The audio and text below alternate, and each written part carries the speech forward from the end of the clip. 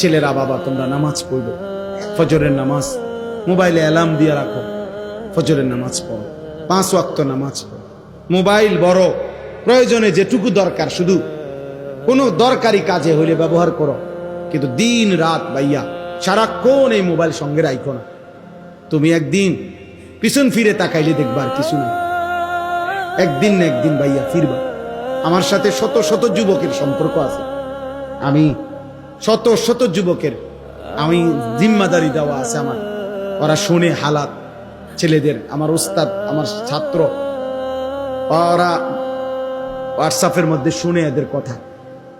অসংখ্য অগণিত যুবক এই অশ্লীল ছবি দেখতে দেখতে, নারী দেখতে দেখতে খোদার কসম যৌবনের সক্ষমতা, শরীরের সক্ষমতাটাই হারায় ফেলছে।